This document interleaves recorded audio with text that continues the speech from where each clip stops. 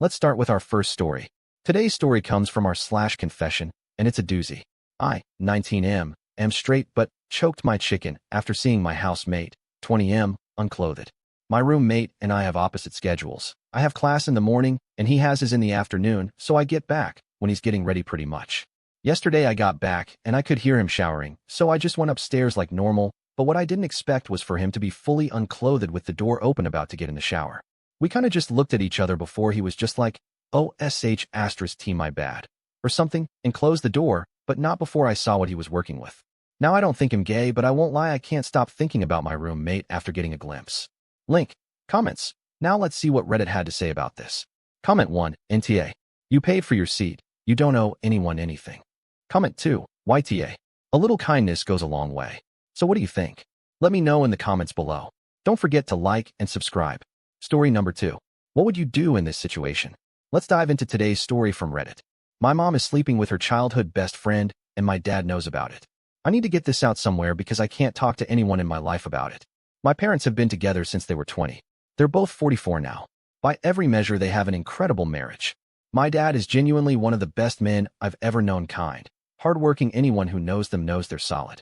They have 3 kids, and I'm older. My parents have a childhood best friend, 44M. They've known him since they were literally 5 years old. All 3 of them grew up together, went to university together, were in each other's weddings. He's been uncle to us our whole lives. His wife Annie was one of the warmest, most beautiful people I've ever known. She was part of our family in every real sense. 8 months ago she died. Cancer. It was devastating for everyone. His kids are 10 and 7. Watching them at the funeral broke something in me. My parents stepped up immediately. Of course they did. That's who they are, but about 4 months ago the pattern shifted. We started getting sent to our grandmother's house on weekends. Every other weekend at first, then more frequently. Initially we were happy about it. Grandma spoils us, and we love her. But it became routine. Expected. And when we pushed back or said we wanted to stay home, our mom would find ways to redirect us. Be flexible. Be understanding. She'd promise to make it up to us. Not just dropping food off. Actually being there. Cooking full meals. Staying for hours. Sometimes his kids would come to our place, and she'd be in full mom mode for them: homework help, bedtime routines, the works. His youngest called her mommy once. She let him. Just held him and let him call her mommy. Our family weekends, picnics, day trips, movies, just us together, those started disappearing. My dad supported all of it. Every time. Which I thought was strange.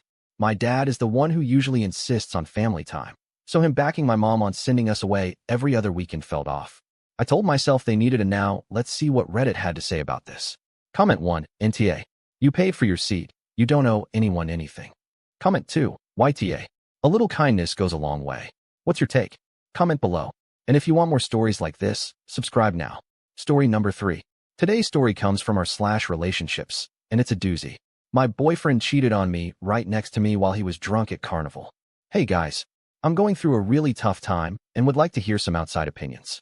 Me, F23, and my boyfriend, M21, have been together for 1 year and 5 months. We went to Carnival with a group of people. Some were his friends from college, and others were friends of friends. My boyfriend is big and heavy and had never been drunk before. So, he drank a lot, thinking it wouldn't affect him much, but he ended up getting extremely drunk, to the point of seeming completely out of it, with a blank and lost look. I also drank, but much less than him. During the party, a friend of his told me that a friend of hers said that my boyfriend had groped her. She asked me to stay calm, as it could have been a mistake or confusion because he was very drunk. At the time, I didn't confront my boyfriend, both because I believed it could have been a mistake and because I was also drunk and hadn't processed the information properly. Sometime later, already more sober, I decided to question him. He denied it and seemed genuinely confused, which made me realize that he was so drunk that it really could have happened without him remembering. I then decided that we would leave and that we would talk better the next day, when he was sober. We ordered an Uber, and, being so drunk, he ended up dropping his cell phone in the car, something we only realized the next day. When we got home, he vomited out the window of his own room. The next day, when he woke up, I questioned him again. He said he didn't remember anything from the night before, but stated that he would never do something like that. I know him well enough to believe that sober he wouldn't do that. He's always been a great boyfriend. He's been by my side in very difficult times, and we've always had a healthy relationship. We then decided to call his friend, who was more sober during the party. After we recovered the lost cell phone, we talked to this friend, and that's when the worst came. He said that, my boy. Now, let's see what Reddit had to say about this. Comment 1, NTA. You paid for your seat. You don't owe anyone anything. Comment 2, YTA. A little kindness goes a long way. What's your take? Comment below. And if you want more stories like this, subscribe now.